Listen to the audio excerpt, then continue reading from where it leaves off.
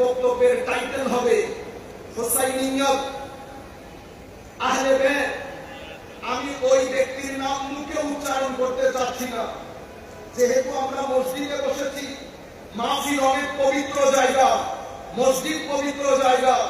আমি এই পবিত্র জায়গায় কোনো অপবিত্র সত্তার নাম নিতে চাইছি না, সেই কারণে বক্তব্যের টাইটেলের মধ্যে আমি তার নামই আনি না।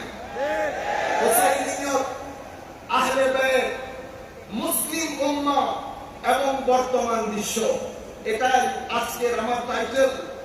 আমার নবীর দরবার থেকে যা কিছু বন্দোবস্ত করা হয়েছে, আল্লাহ আমার নবীর ওসিলায়, শুহাদায়ে কারবালার ওসিলায় যতটুকু তৌফিক আমাকে দিবেন, আমি বিশেষ করে তরুণ প্রজন্মের প্রতি অনুরোধ করব, আপনাদের কান থেকে যেন একটা শব্দ মিস না হয়।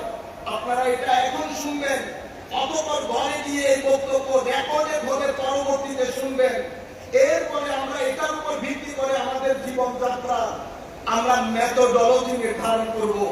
বক্তব্যের শুরুর প্রাক্কালে আমি স্মরণ করছি আমাদের সম্মানিত শিক্ষা গুরু, যার মাধ্যমে আজিমুস শানে ইন্তেজাম পেয়েছি, আর কেউ নন, বাংলার জমিনের এক অনন্য ব্যক্তিত্ব, ওয়ান এন্ড অনলি, এই মসজিদের সম্মানিত ইমাম খতিব, এই মসজিদের খতিব, কুল কায়নাতের সুন্নিয়তের আসিম মুখপাত্র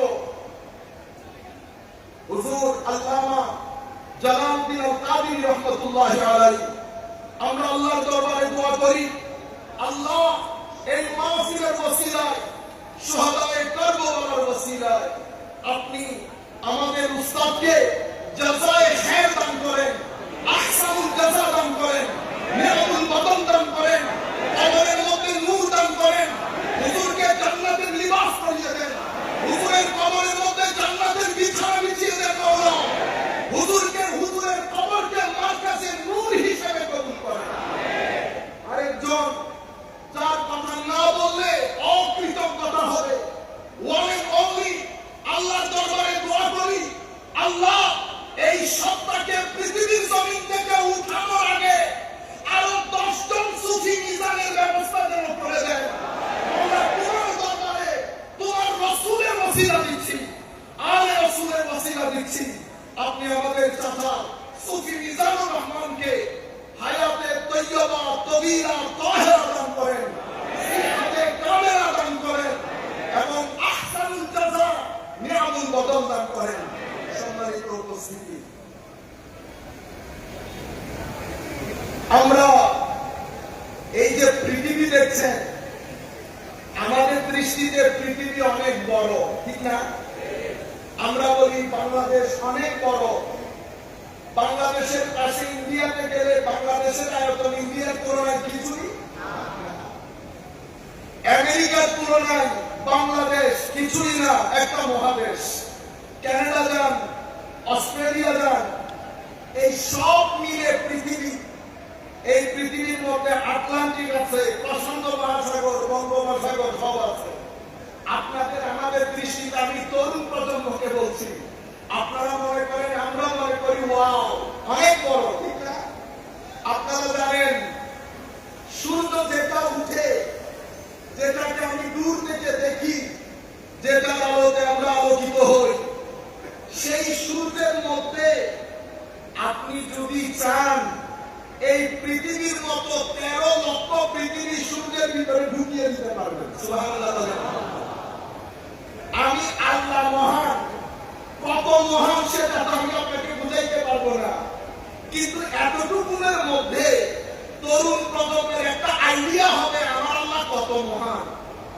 তাইলে আপনি এই যে পৃথিবী দেখছেন, এই ধরনের 13 লাখ পৃথিবী একটা সূর্যের ভিতরে ঢুকিয়ে দিতে পারবেন। এবার চিন্তা করেন সূর্য কত মহান।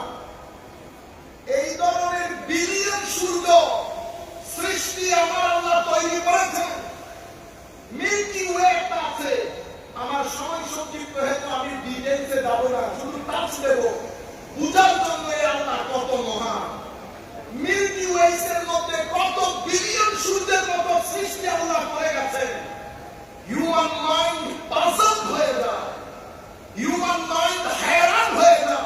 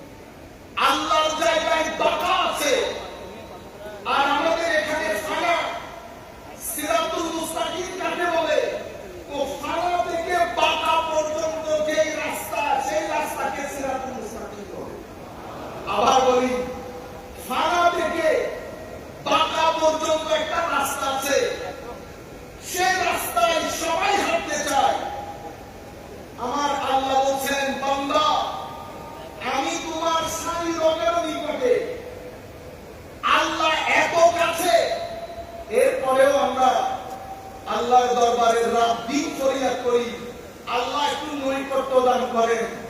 এই নৈকট্যের কথা বলতে বলতে আমাদের জিন্দেগি শেষ, নৈকট্যের দেখা আর মিলে না।